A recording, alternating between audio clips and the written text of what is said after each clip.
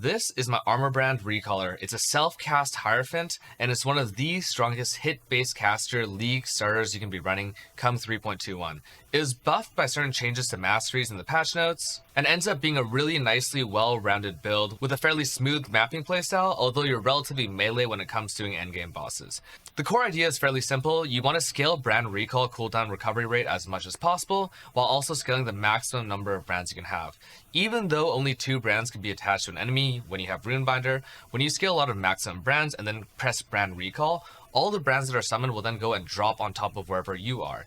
In this case, this build runs 7 maximum brands, and my brand recall cooldown recovery is somewhere around the 1 second mark. I'm not entirely sure what the DPS is, but based on my DPS estimates and POB and play testing this build over a fresh start to an SF Hardcore Exarch and Eater, I think that the configs should be roughly accurate.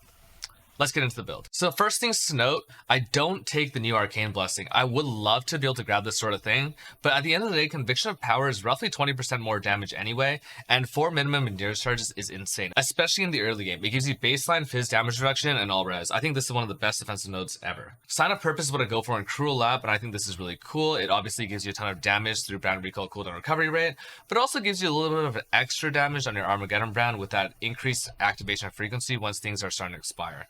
The last 2 nodes are Divine Guidance and Sanctuary of Thought. These 2 things usually wouldn't pair well for a build that reserves all of my mana, but because I'm playing Eldritch Battery with Mind Over Matter, this combination works out really well. As far as the rest of the tree goes, I start out by going up here, grabbing Runebinder, and then going for the 3 primary brand clusters. Here I'm taking 2 additional brands as a mastery. You get some crit multi from this cluster, and over here you get 2 more brands, more CDR, and then more brands recall CDR. I'm also opting for 1 cluster. Now, the cluster here isn't that important. You could go for a spell cluster as well. You could go for like a voices, or you could go no large cluster at all. What is important though is that I'm looking for a medium brand cluster, giving me both Chip Away and Remarkable. So Chip Away actually gives me a ton of brand recall cooldown recovery because of how many brands I have max scaled. And then Remarkable is actually really helpful for maintaining your Armageddon brands. Now, I've played this a lot. I actually don't think you need to cast your brands once a second, or maybe I have a really warped perception of time.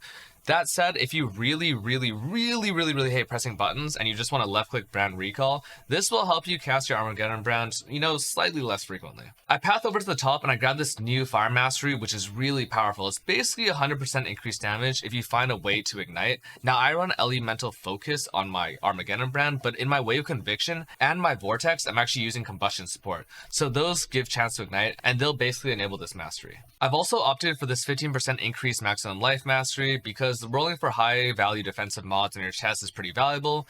15% increased max life off 1 node, pretty solid. Over here, I've actually opted for the Leech cluster and the Leech masteries. Whispers of Doom is taken on this build because I run both Asmark and Flammability. Just one of the most broken nodes in the tree. I don't think I've made a POB without this in a long time. Going down here, Snow Force, some suppression, this. Ghost Dance, when you want to map, this probably gets dropped when you boss, because I don't really want to run Grace on certain bosses. And then down here, you have Mark the Prey. It's been moved up from the bottom of the tree, and it also gives you Frenzy Charge generation for this build. Usually, I wouldn't be able to get Frenzy Charge generation, but because this Mark Mastery is right here, I really opt for this. And this cluster alone is actually quite valuable. I think it's somewhere around like 23-24% more damage from a build. Finally, I know it's ugly, but I do path down over here to Inveterate. Getting suppression off your skill tree enables a lot better gearing choices. And frankly, in the early game, it's hard to gear for suppression anyway, so getting this sort of pathing is really nice. Moving on over to the gear, you're going to see a lot of very specific things. Because of how this build plays as a melee type build, there's certain things that I aim for. For example, I do a lot of focus stacking because I know when I'm going to be walking on top of a boss, and when I walk on top of the boss, I press focus, I have the instant brand recall, and everything's just going to pop off and explode a boss. So on this, I'm basically looking to either get Fractured Fire Spell or Fractured Spell damage or Fractured Fire damage. It'll probably be an Essence Craft, and then I'm looking to multi-mod suffixes for Focus DD and Global Crit Multi. The shield, you're looking for things like damage, +1, max life, and avoiding ailments. For this particular craft, I'm probably using Harvest, Reforged Fires, and aiming for this. You might end up with something else. The Hubris Circlet, the most important part of it is the mana reservation efficiency of skills. Without this mod, you have to drop an aura or change things around elsewhere. You could also probably opt to go for this Mana Mastery and take this here, but I don't really value this on the tree, especially since I'm already running PDR from endurance charges. The Fizz Convert mod, which is the other inputs I'd go for, isn't quite as valuable. But in general, a defensive slot, whatever you want, life, ES, resistances. that sort of thing. For the body armor, I prefer to use an armor ES base. Now you can actually roll natural suppression, but you can benchcraft it. So the idea here I think is to finish prefixes and then ashling 4 on the suffix so you hit avoid ailments and then finally finish off with a benchcraft suppression. My gloves are looking for unnerve, which gives you a bit extra spell damage on enemies, but also gives you fire leech. Now because again I'm hitting so many times per second, you're really close to leech capped as long as you're always hitting an enemy. I actually do value this over the exposure implicit, especially since I'm probably going to self-cast Wave of Conviction. You have a lot of time to do stuff when you're playing this build, and actually not that many actions to perform since so many of them are instant. The damage while leeching mod is also quite nice because I'm an Eldritch Battery build. I'm always spending Energy Shield, and then I'm always leeching Energy Shield as well. These boots aren't actually that inflating. So normally the Brittle Ground or Scorched Ground, these ground mods aren't that powerful. But again, I'm such a melee build. I'm going to be walking right underneath the boss. This thing is pretty much just going to be there when you boss. The important part for these boots is going for a lot of elemental avoidance of ailments. And with this combination of boots, chest, and shield, you're able to elemental ailment cap. You can also probably go for a safeguard or arcane guarding if you really wanted to grab this 20% avoid ailment mastery, but you'd have to drop damage on this tree if you want to go for that, or maybe even drop the cluster setup entirely. As far as the amulet goes, I really value this effect of non-damaging ailments because I'm scaling brittle, ignite, and also shock. Get to that later. This crafted mod is really powerful. Crit multi, max life, ES, that sort of thing. +1 fire gems would also be quite powerful, but pretty rare to hit. And then on my rings, one of my rings has focus shock. So again, there's just snapshotting that big focus burst window.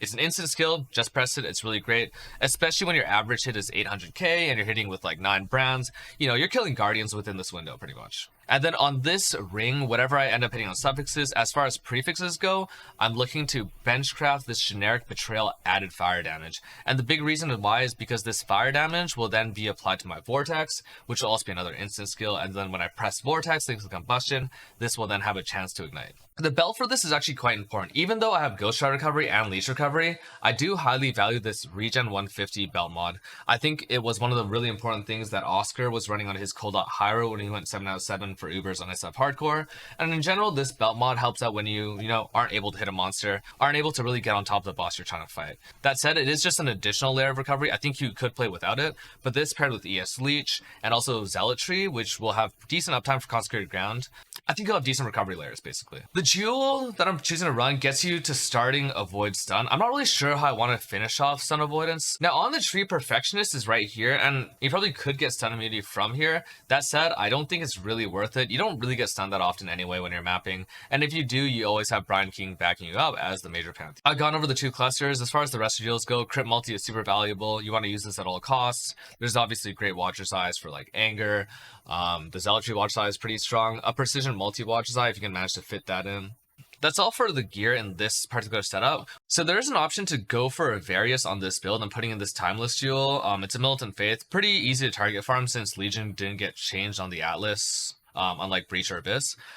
I don't really know for sure how this interacts with Sanctuary of Thought. So if you actually look at what Hierophant says, this one says gain 20% of max mana as max ES.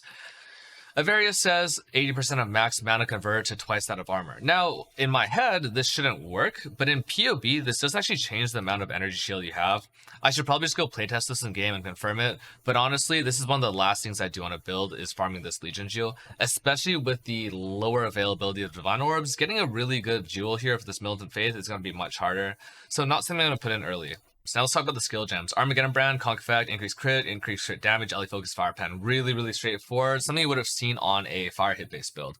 The other thing you could go for is Intensify. I do think this actually works with brands, but because of the playstyle of this, I would almost never actually do this. You're almost always walking around, and your Armageddon Brand has a really good cast time, so you're not really animation locked for that long. Over here, I'm running Wave, Conviction, Combustion, and Vortex. This gives you your exposure, and Vortex gives you 2 things. Firstly, it gives you Chilled Ground, which will affect the boss that you're fighting. It's actually really powerful, especially with how much ailment scaling we have. And again, it applies Combustion, and it also applies this Fire Mastery.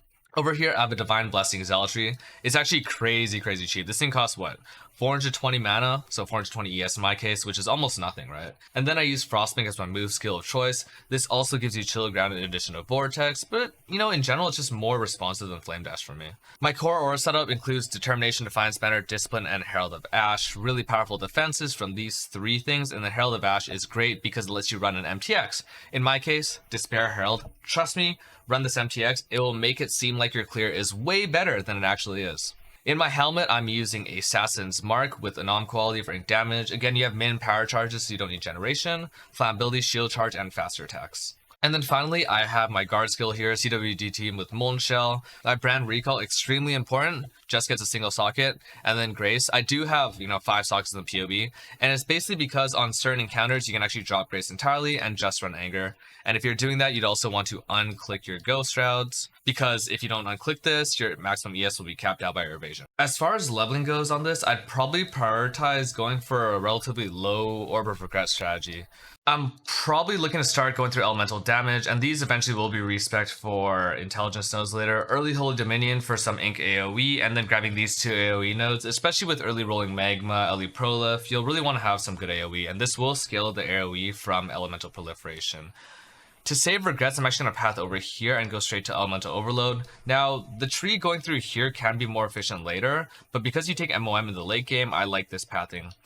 Even though these nodes won't affect you for quite a while, I actually would start taking brand nodes after this point. You should have enough damage, especially since you're not running Onslaught. With Ellie Prolif, Holy Flame Totem, and Flame Wall, the damage should be fine, even without the recipe. And that means by the time you get to level 28, you're able to actually grab both of these two clusters. And then at that point, you just put on Armageddon brand, whatever links you want to go for. Just generic damage links, don't screw things up. Probably Arma, Combustion, Cruelty. And if you end up with the fourth link, Immolate, once you get that, you want to take this 2 additional brand nodes here. And the big thing to note now will be that even though you're able to play this sort of brand recall playstyle all the time, I wouldn't left click brand recall yet because the mana cost will be insane. What you can do though is path over here to Eldritch Battery, and at this point you can run a mix of Discipline, Herald of Ash probably, and probably just another Herald honestly until you get a next reservation node. Especially since you're taking Conviction of Power early on, you can kind of bypass going Determination. If you do want to be safe though, just take Determ, drop Herald of Ash. This tree though is really light on life, but it does make it so you can play that pure brand recall playstyle. And it'll feel pretty good. Level 33, this is, sort of midway through Act 4. Not too long to wait. Worst case scenario, farm Dock some extra. Cruel Prep is really great, not just because of the flat life, but you're also able to get the all res that this grants you. If you find that you're lacking damage, regardless, you really want to grab Heart of Flame because this mastery is crazy good. Especially when you're playing Combustion in your main leagues from Armageddon brand. This is just absurd. I mean, early on in the game, this probably is closer to like 40-50% more damage because you don't have that much increased damage off your gear. Once you're able to path over to Influence, then you're able to run all of Determination, Herald of Ash, and Discipline. So those are your sort of core auras for this build. And at this point, you should have pretty much everything you need as far as the core leveling tree. Because you're not going crit early, I'd probably just grab a lot of life. The thing is, because you're such a melee build, you don't really want to be squishy anyway. So just grabbing life, eventually pathing over here, maybe Snowforge, because again, big early damage node. And then when you feel you have the socket space to do it, grab Whispers of Doom. When you're non-crit, obviously don't use Assassin's Mark, use Flammability, use Elemental Weakness as your 2 curses. The stuff over here doesn't matter quite as much, because honestly, I wouldn't even bother running Grace yet until you actually get Uberlab at Sanctuary of Thought. I honestly think it's totally fine to map into yellows without Grace. If you really want to do it, you could probably try to take the Mana Mastery at Mind Drinker, take the Reservation Efficiency here, and then drop Herald of Ash, but nah, I ain't gonna do that. That should cover the most simple form of leveling. Honestly, this build is just so strong. The core mechanic, Armageddon brand's hit base, it's clearly balanced around having just 2 brands, not balanced around scaling a ton of brand recall recovery. So you actually have quite a bit of flexibility, especially if you don't feel like going suppression early on. You might want to go down here, grab all res, grab things like block, maybe even glancing blows, you get a recovery on block shield. But suppression really is the late game defense for this sort of thing. So if you're looking for a build that's really easy to get off the ground and has a really explosive impact playstyle, this is the one for you.